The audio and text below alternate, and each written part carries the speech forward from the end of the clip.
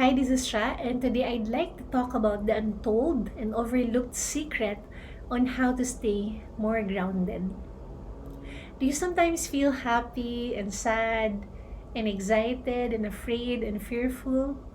What do you do when things go wrong? I remember in 2018, I attended this global convention for speakers in Singapore, and that was when my dream of becoming a global speaker was born. In 2019, I applied to speak in the same convention, but I was not accepted. Instead, I was invited to host day three of the mini convention, and I was so happy. I was so happy and grateful for that experience. And then in 2020, here's the big thing that happened. They invited me to speak at the convention. I did not apply for it. They invited me, and I was so happy. In fact, I asked them, so why did you choose me to speak on this particular topic?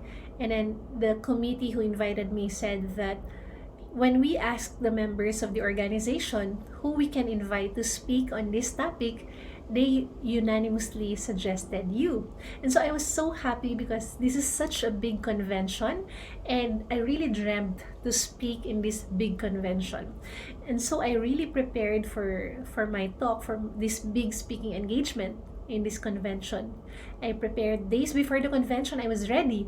The day before the convention, I practiced my talk from beginning up to the end. Everything was ready. My tech, my slides, everything. I was ready the day before. And so the day came and I was so excited. And during my session, in the middle of my talk, the system I was using froze.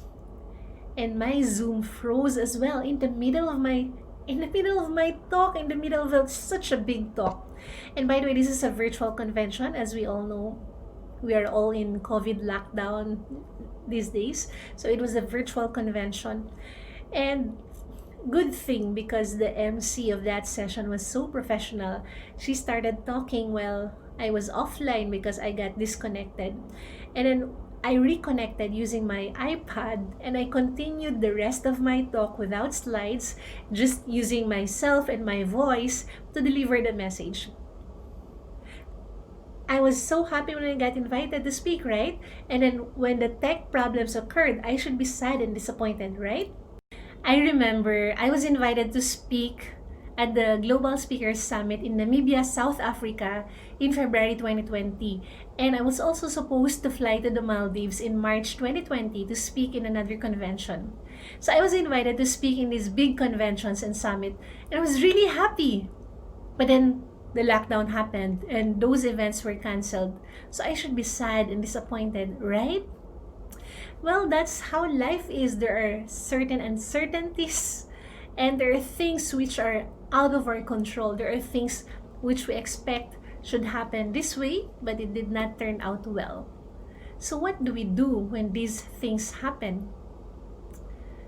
Come to think of it, when things go well and we're happy about that, and when things turn out not well and we feel sad about that, then does that mean that our emotions are being dictated by things outside of us, by the events and situations that are happening around us? Of course, it is human to feel sad, to feel happy, and to feel all these sorts of emotions. But the bigger question is this: how can we stay more grounded?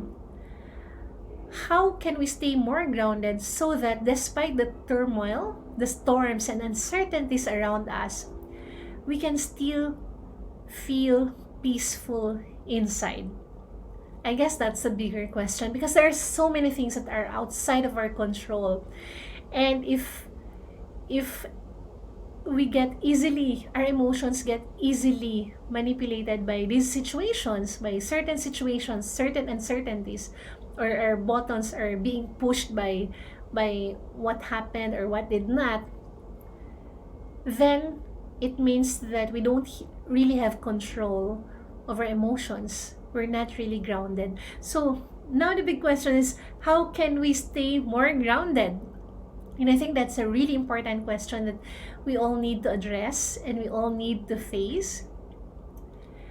And I have a proposal on how we can stay more grounded, and I'm sharing this based from experience as well.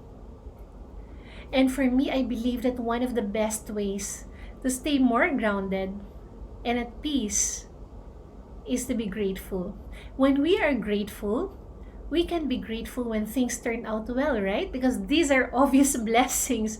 You got promoted, you got what you wanted, you got a salary increase, etc. It's easy to be grateful. And does not when things do not turn out well, we can still be grateful because these things give us opportunities to grow in character, grow in maturity, grow in understanding, etc. Grow as a person, and these are beautiful as well. There is so much to learn in failures that the successes don't teach us. And so when we see things through the lens of gratitude, we are more grounded. Our buttons don't get pushed easily. So let me share with you what happened. So during that convention, when the system I was using and my Zoom froze, I was so surprised with my reaction, with my response, because I did not panic. I just smiled and asked myself, okay, what do I do next? All right, okay, there's my iPad. All right, I'll connect using my iPad. And with regard to those speaking engagements in Namibia, South Africa, and the Maldives that were canceled, I just smiled and told myself that there are still better opportunities in the future, all for the good. And I myself was surprised also with my responses during those moments, because it's so normal and it's easy to feel disappointed and to feel sad, right? So I was really surprised by how I responded. And my realization is that whenever I am grateful, I'm in that attitude or space of gratitude, I am more grounded. And so this is my recommendation proposal for you. I am not perfect. There are still so many times when I get sad as well, or frustrated, when I cry because of certain things or certain situations. But my observation is that I am more grounded when I'm in the space of gratitude, when I'm in the space of being grateful, or when I see things through the lens of gratitude. So this is my challenge for you. Think about the things that make you happy and ask yourself, what can I be grateful? Think about your blessings and ask yourself, what can I be grateful for? Right? And it's obvious because these are blessings. And then think about your failures as well, or those disappointments, or those things that did not turn out well, and ask yourself, what is good about this situation? What is this teaching me? What can I be grateful for despite these failures or these disappointments? And you'd be surprised at the answers, because when you ask yourself the right questions, you'll get the right answers. Okay, so I hope that helped you. Again, for me, I believe that the untold and overlooked secret on how to stay more grounded, or on how to navigate the ups and downs of life, is gratitude. So I encourage you to be more grateful. And in the comment section of this video, can you just tell me, what is that blessing that you are grateful for? So you can answer either of the two questions. Number one is, what is that blessing that you are grateful for?